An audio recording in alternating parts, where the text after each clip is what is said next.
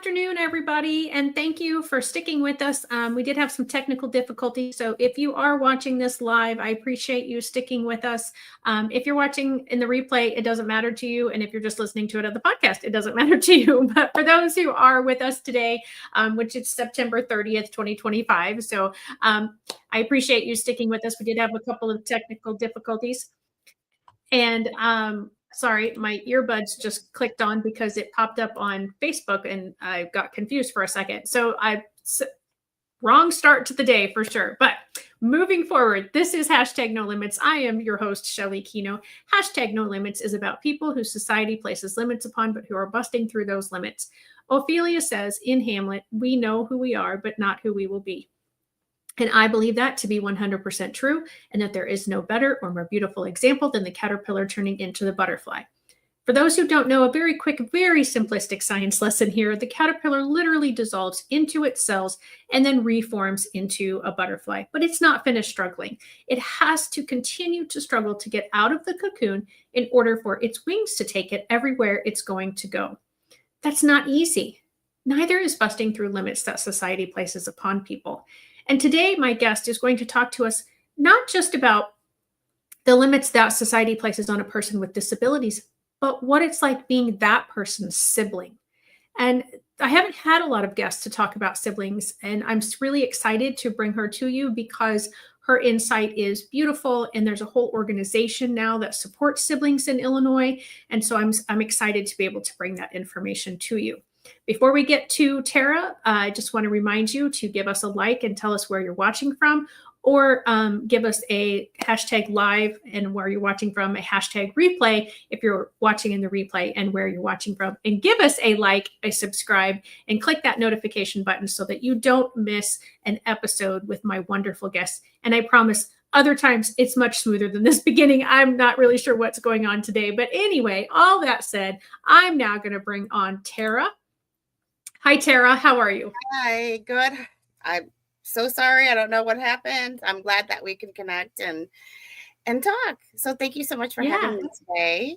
Yeah, absolutely. And yeah, technology is great when it works, but when it doesn't go the way we expect it to, it can be kind of flustering. So I tend to blame that I'm living in Dubuque, Iowa. I blame Iowa. Yep. Every time. Okay. Well, but anyway, I've never heard that as a reason, but it sounds like a good one to me. I don't know. So tell me and the audience a little bit about yourself and kind of what, like I said at the beginning, you're a sibling. So just give us a little bit of history of that. So I have a brother who is 4 years younger than me, Nick, and he was born with cerebral palsy. And that was due to really a birth injury. My mom, unfortunately, Nick was breached, so he had lost oxygen. And, growing up with Nick was wonderful.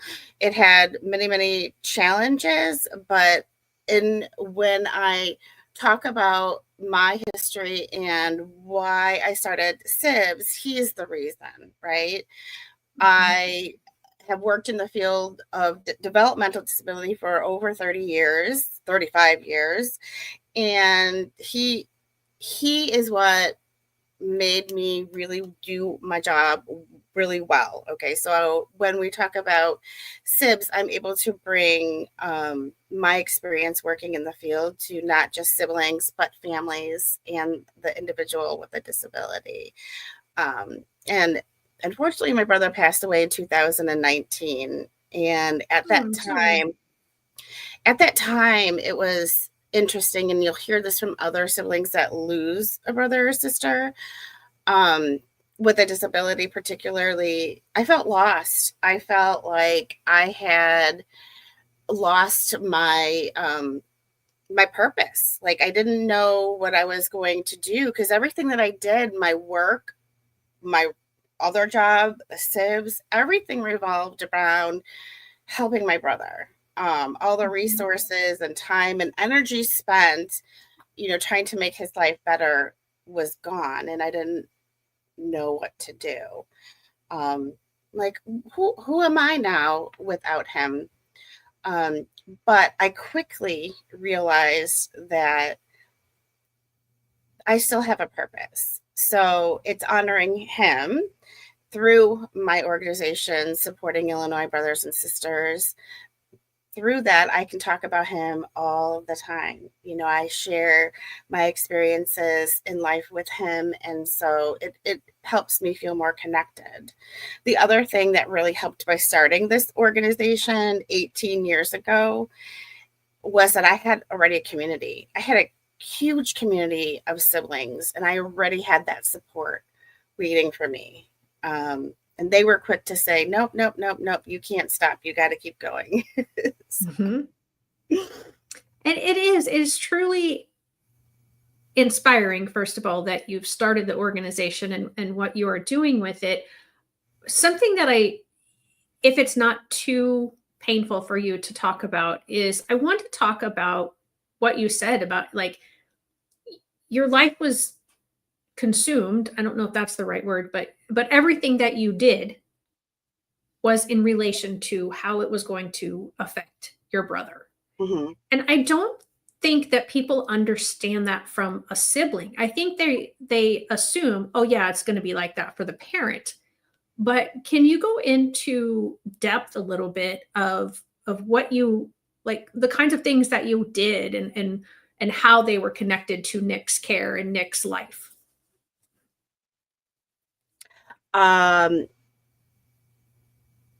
think what really transpired, so one thing is I started working in the field when I was 16. So I started doing respite with children that had, and adults eventually, that had developmental disabilities. So once I kind of entered that field, I started going to all kinds of different trainings and trying to learn as much as I possibly could to support my brother, whether it was in his home services that he had, or other supports that he would be eligible for, Social Security, Medicaid, Medicare, helping him have those government benefits, and really investigating how else we can make his life happy. We spent a lot of time, I spent a lot of time trying to get my parents to do future planning. So I got to the point that I wanted to know what their plans were. What did they want to see for Nick? We would have included him in those conversations, but he was mostly nonverbal. I mean, we know as a family that what he wanted, and what he wanted was to stay in his home. It was comfortable. Sure. He had all the supports in there. He had a elevator lift. He had a remodeled bathroom for him. And those are the kinds of things that information, or how those type of things came about, I was able to use it to help other people as well. So everything that Nick kind of gained and accomplished throughout his life, I've been able to help support other people in getting the things that they need. But I'll go back to the future planning thing. So that was huge in my family, because it wasn't something that my dad didn't want to do. He didn't want to hear anything about it. And that is one of the main reasons for starting SIBS, is because it was such a terrible place for me to be in, that I didn't want other siblings to have to be in that corner either. And luckily, I've been able to help families kind of move past that and make some good plans. Yeah, and I'm so glad you brought that up, because I have run across many families who, they just assume that, oh, a sibling is going to take care of the child when the parents pass away. And that in itself is a concept that someone like myself, I mean, my brother doesn't have any disabilities. And so when my parents pass away, I don't have a concern about what's going to happen to him.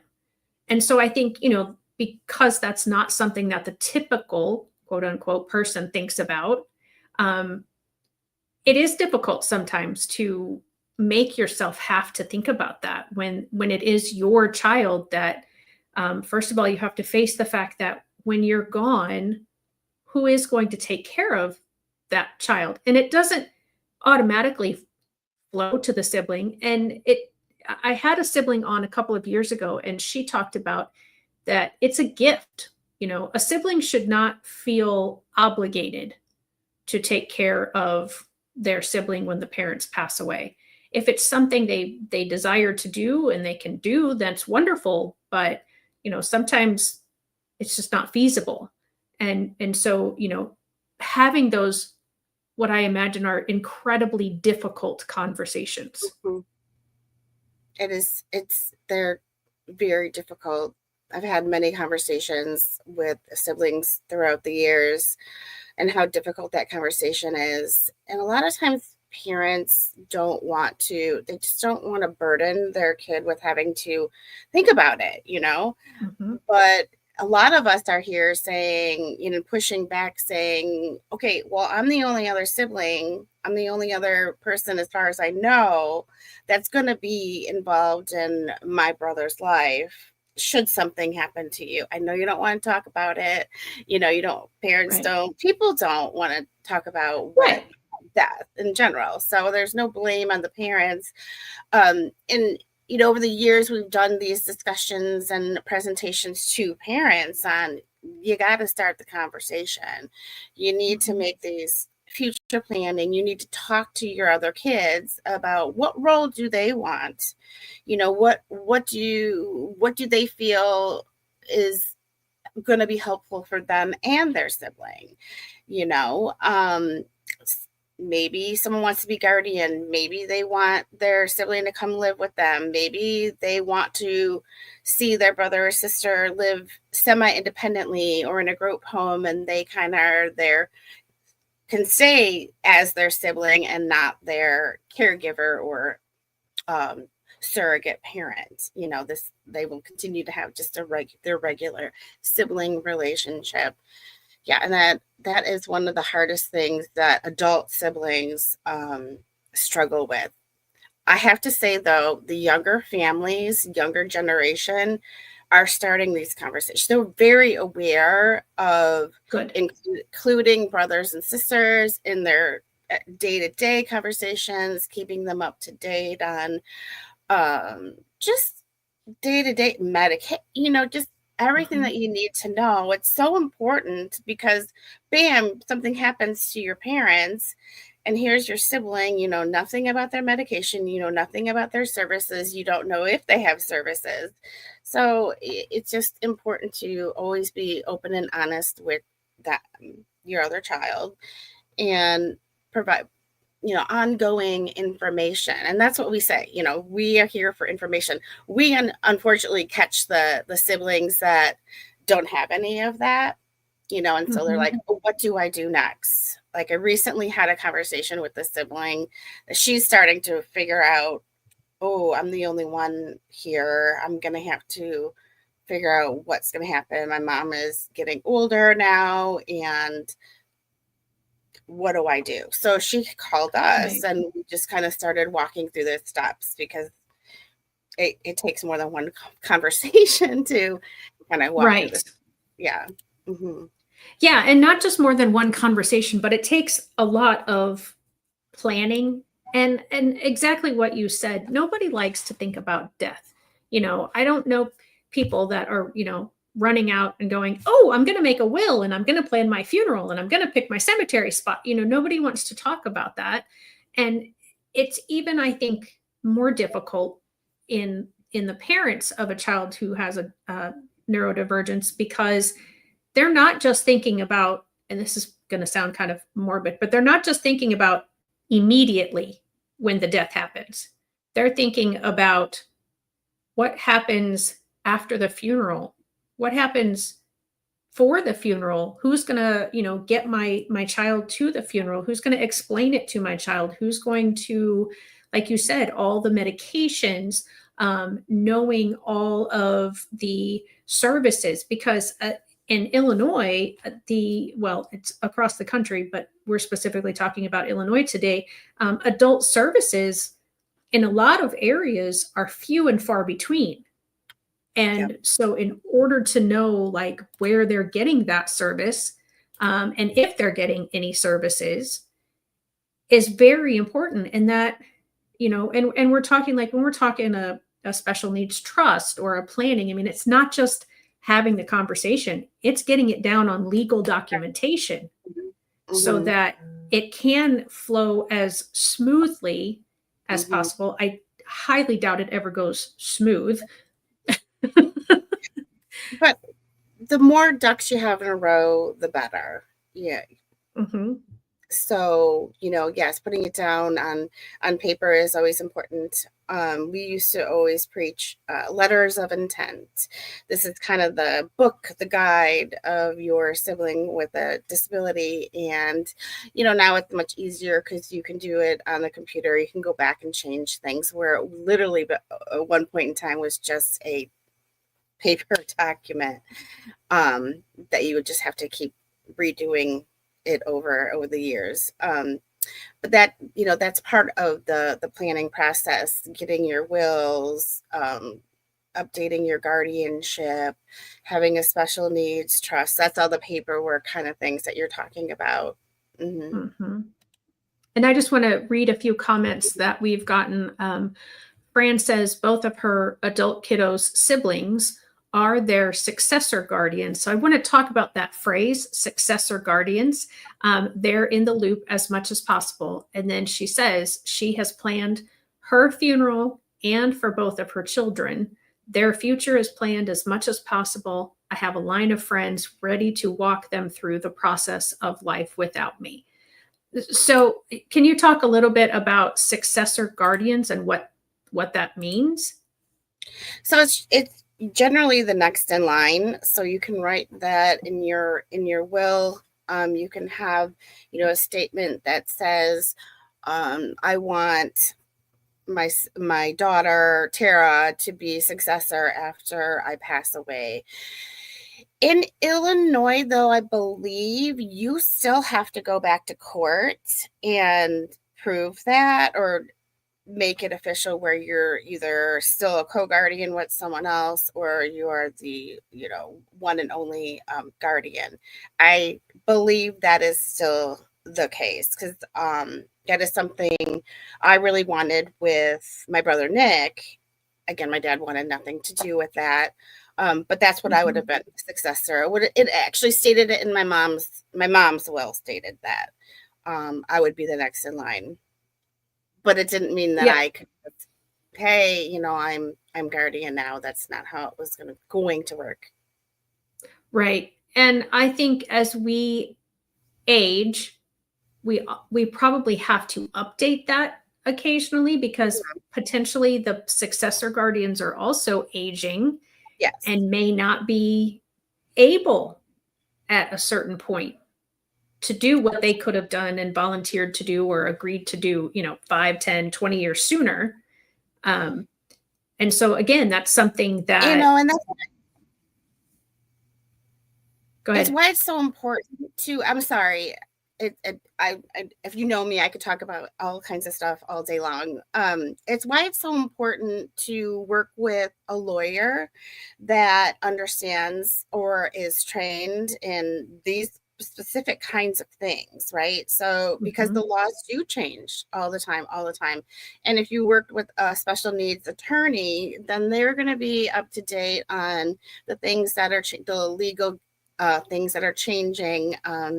And that's your go-to person when updating. It's not always the cheapest thing to do, but it's really important. Yeah. Yeah. And I know Fran personally, and I know her story, and she has several people, like in case this person is gone, then it goes to this person. And because as she said, she has 2 adult children. So finding people, they're not twins. So finding people, and even if they were twins, that's again, it's a level that I don't think a neurotypical thinks about, first of all. And maybe families of people who are neurodivergent don't think about, but need to.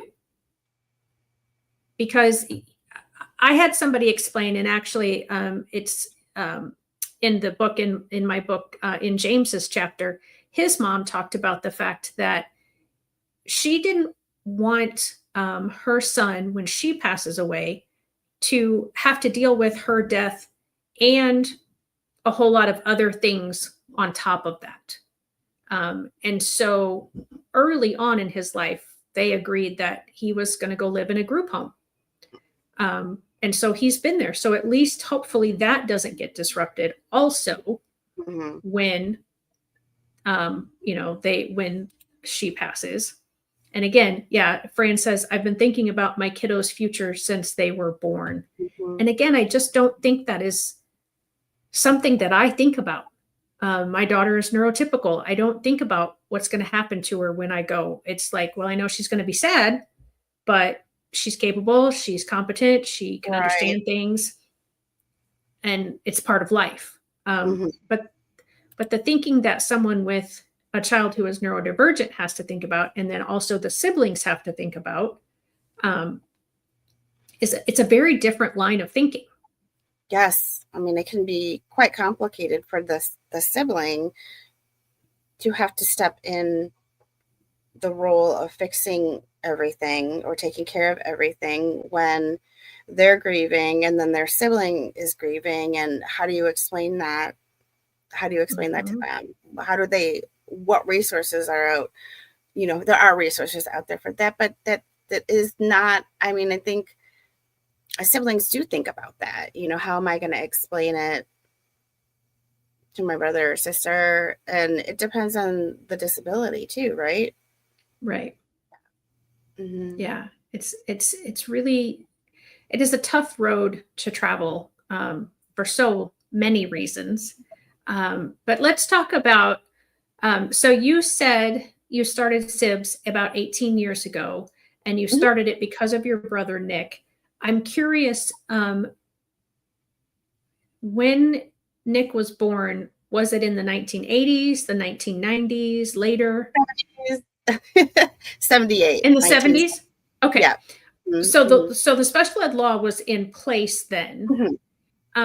So as a sibling, when you saw your brother come to school, because you said he's a few years younger than you, how was he treated? And if he was treated differently than you were treated or thought he should be treated, what did that do for you? Well, I never went to school with him. We never were in the, nope. He was, so at that time, our school district only had like the special ed programs in certain schools. So and he would have been in like a higher needs classroom.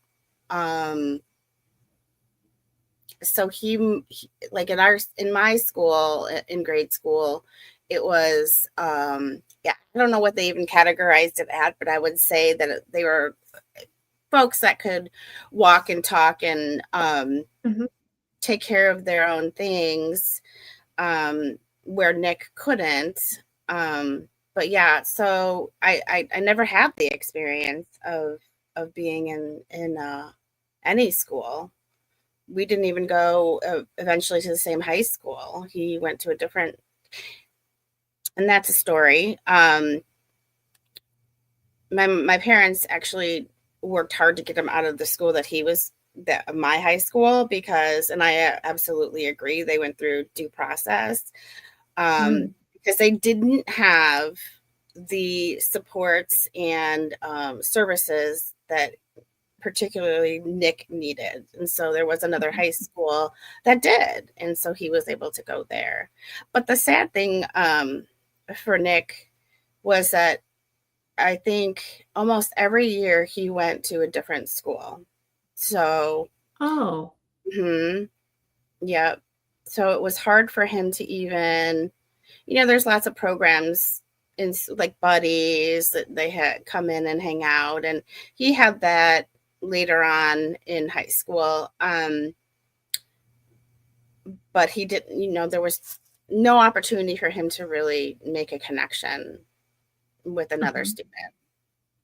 Right. And yeah, if he's going to a school not in your home area, that makes it difficult too, because he's not going to see those kids in the neighborhood or out at a restaurant or at a movie or whatever, social activity you were taking as a family. I do just want to say, Fran says, I don't want this to seem all drudgery. I'm blessed beyond measure to have both of my adult kiddos. Oh, And, no. Right. Yeah, I don't want it either to seem that way, but I do want to kind of put some emphasis there, because I think having that, just having a tiny bit of knowledge that your line of thinking in everyday life, like we said, okay, this, you started SIBS, but it also affects, where you work and how you work. And other siblings that I have had on talk about how it affects their romantic relationships as well. Do you want to address that at all? I think you've heard from some of the other siblings say we tend to use our brother or sister as a litmus test, like we're testing you to see how you react to our sibling. And for my brother, because he was so involved, that I could tell right away, if this was a good person, a friend, or a relationship was a good person, depending on how they interacted with him. Because one, he's nonverbal, but he's very touchy-feely and wants to hug you and kiss you and play with your hair. And that could be pretty intimidating for some people who have never had any interaction with others. Yeah. So yeah, I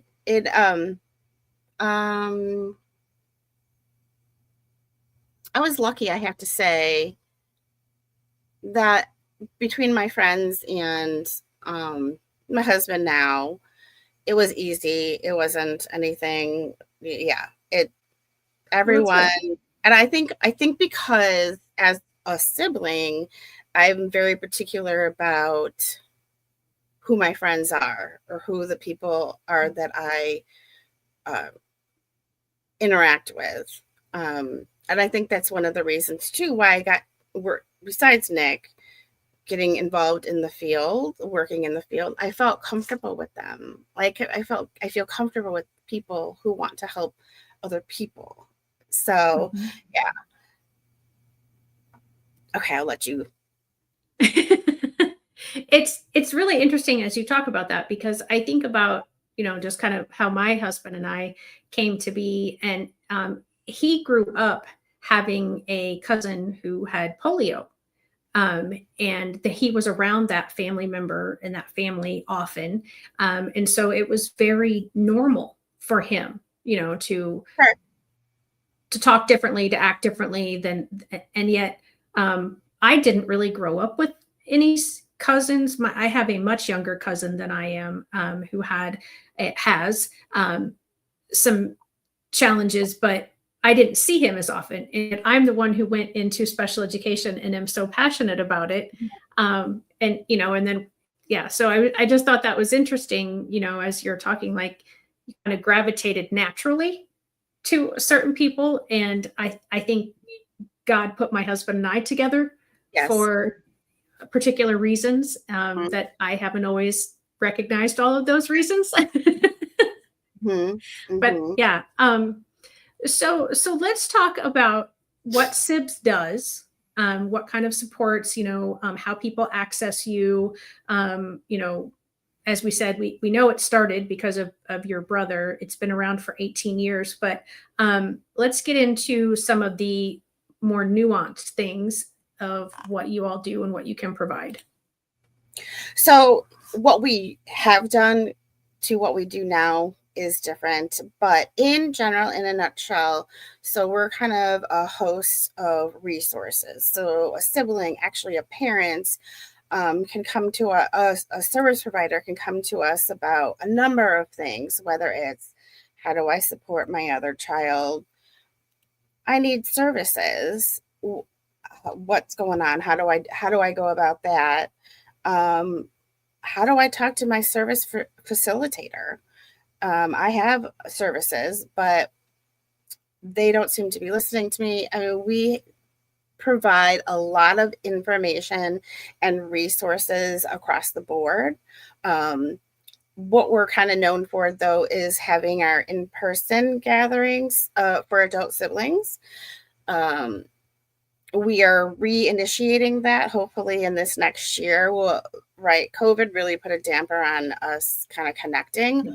Although we did very well connecting with others throughout the state with the Zoom, which is nice, but people are kind of biting at the bit to get in, some situations where they can meet people face to face. So we'll be working on that. In the middle, we'll also be still doing some Zoom stuff, maybe some informational sessions. We have one coming up where we have an adult sibling talking about updates in policies in Illinois and how that's going to affect not just our sibling, but really the entire family. I don't know how much this audience knows about SIBS shops, but one of the things we are really passionate about is ensuring that SIBS shops are available throughout the state of Illinois, which the northern Chicagoland area definitely has more than like central and southern. So real briefly, a SIBS shop is a group for young brothers and sisters to almost like a parent support group. It's not really a support group, but it's more of a peer group that provides information. It offers opportunities for siblings to meet one another in like a fun and recreational space. And it's one of those things. So the first time I ever did a SIBS shop, listening to the children brought me chills, because every single thing that they said, I was like, yep, I get it. You're 6 and I'm 30, Yeah. But yeah, I get it. So I know that those type of groups are really important, and it kind of starts the base when we're talking about supporting siblings. Like, we really need to be providing something all along, just like we do for parents, right? Parents have this group or that group or this informational thing. And so SIBS shops can be that point for young siblings. We have over the years, so in order to get trained as a SIBS shop facilitator, you have to be trained by the Sibling Support Project. And right now they are offering training through Zoom, but you can also have the trainer come to your wherever and do the training as well. So we really help navigate like that for folks, kind of put them in the right direction and what they want to do. We've helped folks start their own SIBS shop program, meaning they got trained, but we would help walk them through what they needed to do to make their group successful, if that makes sense.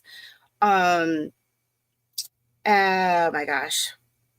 What else do we do? So much. It's really about resources, I'll tell you. Presentations. We like to go to conferences and talk about siblings in some sort of aspect. We talk about all kinds of topics, from future planning to SIBS shops to how parents can support, how service providers can support siblings. Usually you'll see us at the ARC conference, ARC of Illinois conference, every year. We've been doing that well before SIBS was even established. So that, it's how a lot of us have made a lot of connections by going to that conference and meeting other siblings. So you mentioned that there was a siblings sort of network. And so you are specifically supporting Illinois brothers and sisters.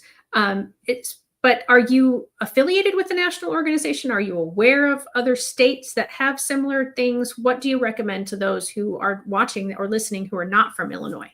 Sure. So the Sibling Leadership Network is kind of the national organization. So it's the Sibling Leadership Network.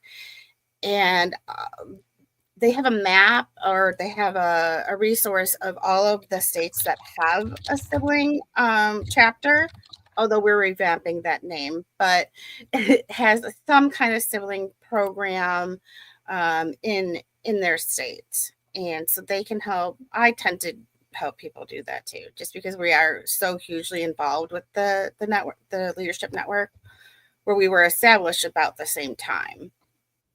Okay. So I am going to pop that up. I do currently have, I'm going to pop up a few things here on the screen. So I already have how they get a hold of you is info@SIBS network. So SIBS, SIBS network.org. If they want to learn about the sibling leadership, it is siblingleadership.org. And then somewhere I had put your website, I thought, but now I'm not seeing it. So I'll grab it and put that in here too, so that we can pull up the website for them to be able to find you specifically, which it's just SIBS. Wait, oh no, yeah, info@SIBS network, and it's how to reach you by email, and then sibsnetwork.org, I'm sorry, is how to get a hold of you, just to learn about more information about what we're talking about today. Okay. Perfect. So now I've got those in there. So those are in the chat. So can you just briefly explain what ARC is for anyone who might be listening who's never heard of it or knows what it does? I know it's not what our main focus is, but just in case they need them to.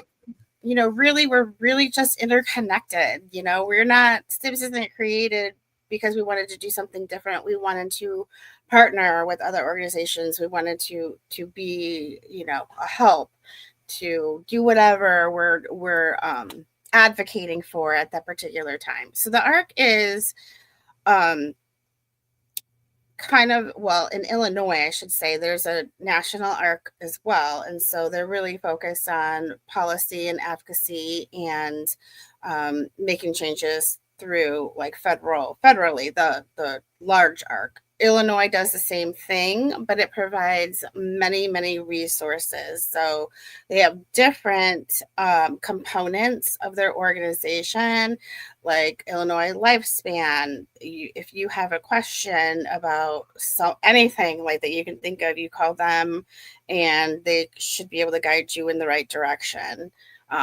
Sometimes if I don't know the answer, that's where I say, hey, call this person over here.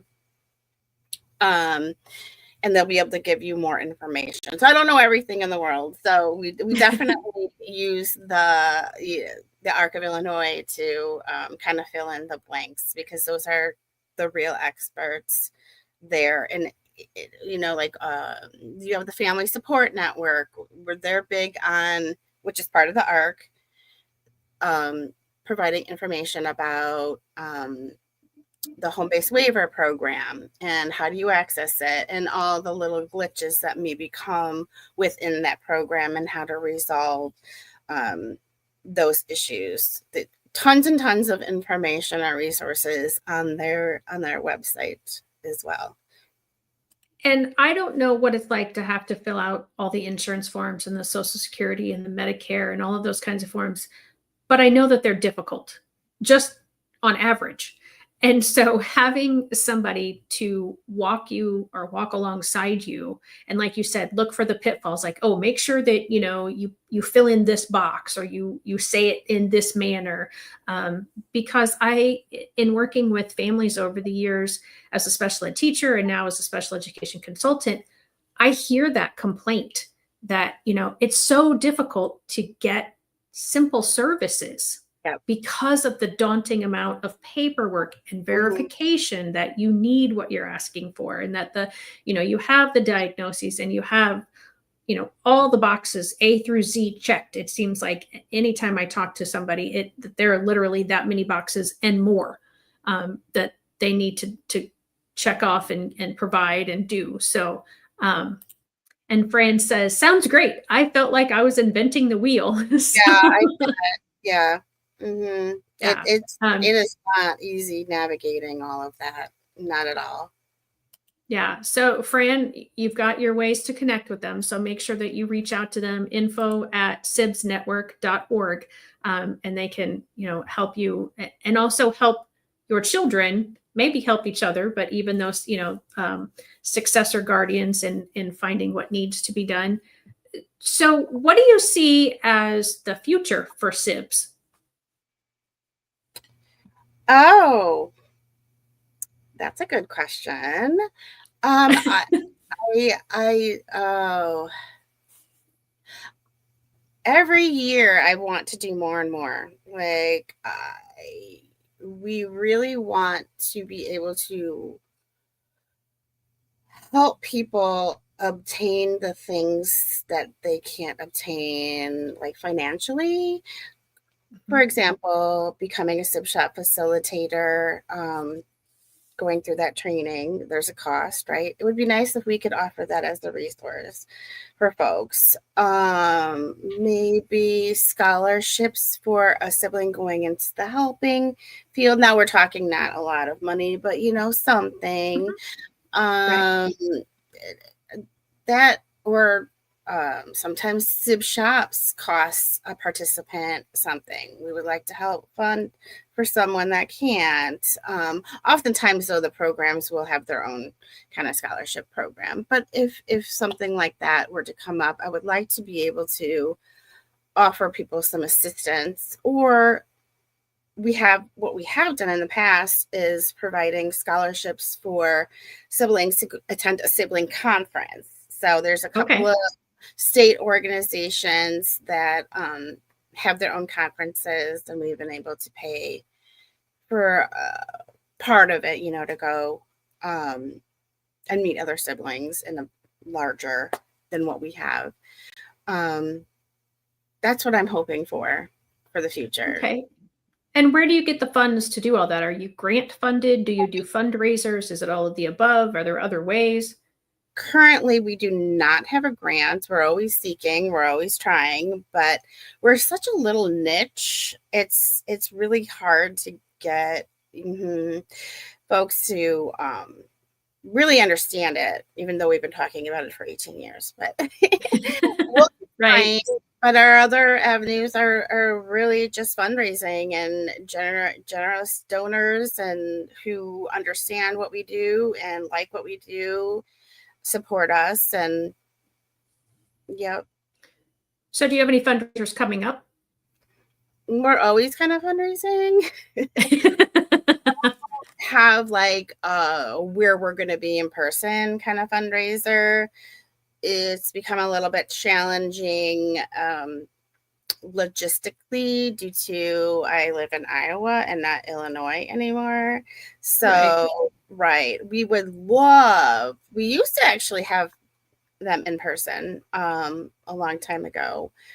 But hopefully that's a good future agenda, is to try and have one face to face, have a big bash. Okay. We haven't Yeah, had that that would in a be long awesome. time. Mm-hmm. So tell me about Thicker Than Water.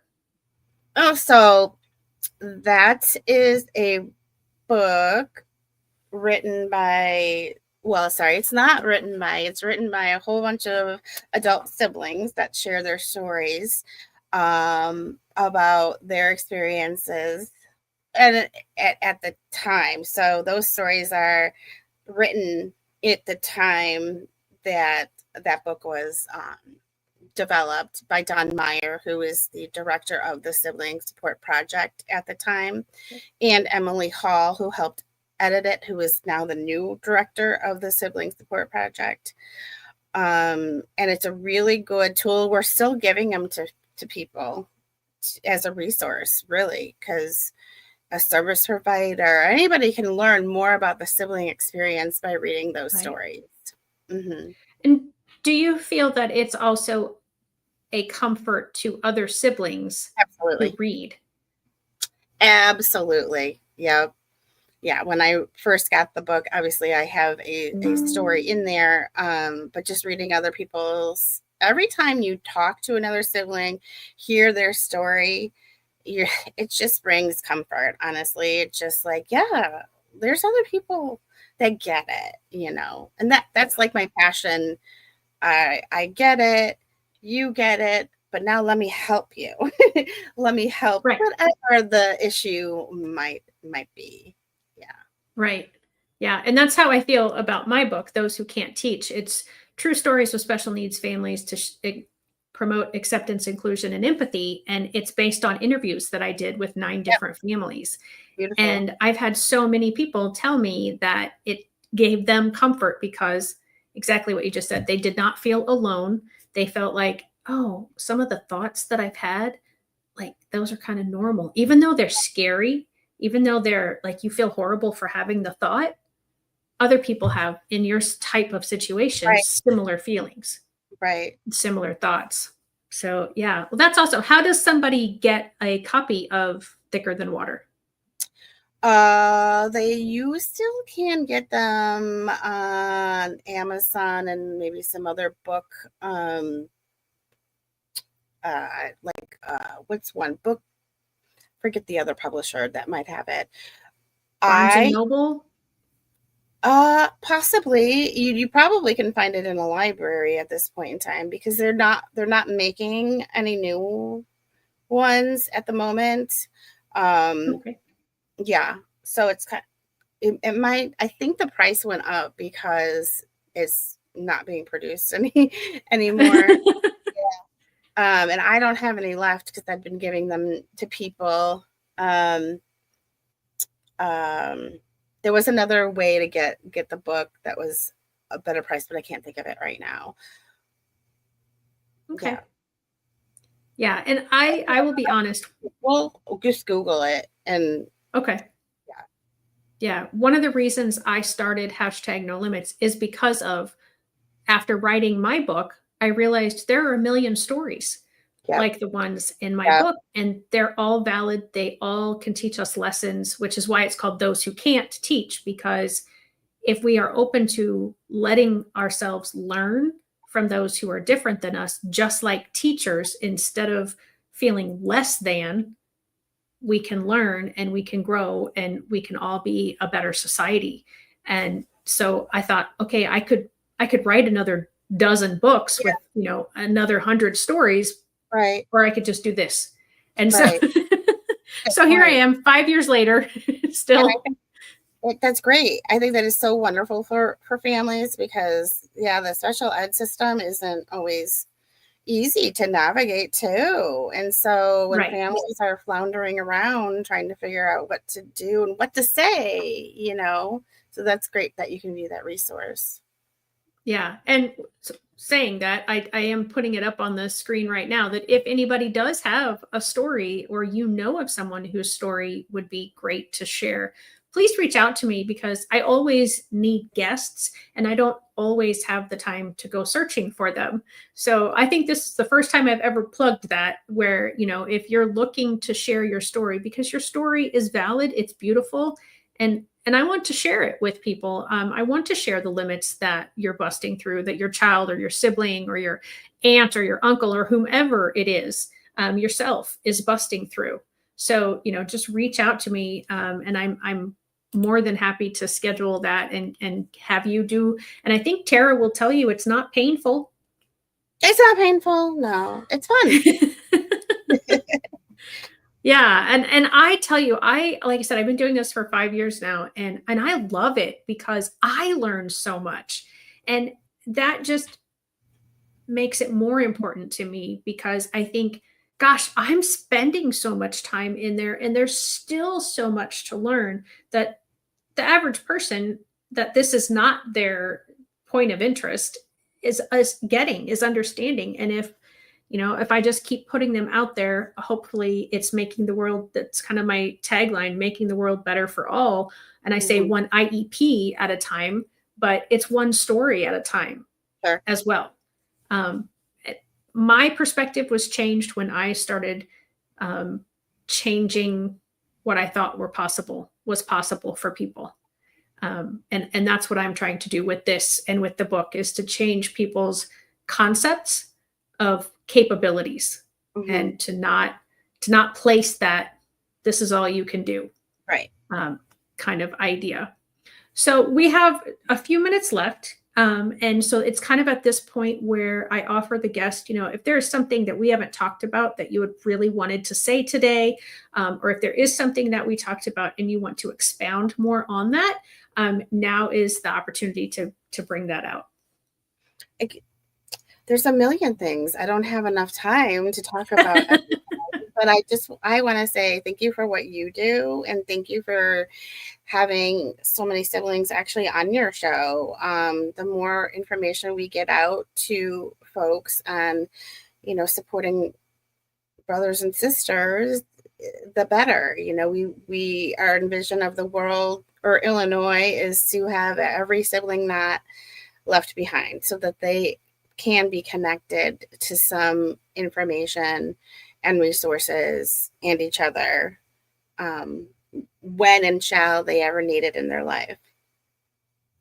And I'm glad you said that, because I sometimes think, and it might be even my own bias, that when I think about someone with a disability, I think about that person as having that disability from birth. And like in your situation, Nick, it was from birth. But that's not true. Mm-hmm. Yep. I think it's a pretty high percentage, and I'm not sure what it is exactly. Maybe you do, the percentage of people that become disabled after birth. Oh, I don't know the percentage, but there definitely are a number of families and siblings I've worked with that it was after birth, whether it was, an illness or an accident or something like that. Yeah. And it can and unfortunately it can happen to any of us, Absolutely. Yeah. Kathleen's mom says in the book, we're all just one breath away, right, from being someone with special needs. Yep. Absolutely. And yeah, so that, I just want to touch on that quickly before we have to go here. So for example, if there's someone out there who is in a car accident and now they are needing support, maybe they have to learn to walk again, maybe they have to be fed, maybe maybe they're paralyzed. I mean, those are the siblings. They can reach out to you. Is that correct? Yes. We may not always have the answer. It depends on when that car accident is, but if we don't have the answer, we typically would have a resource for them to get information and help them find a way. Right. Yeah. Okay. That's awesome.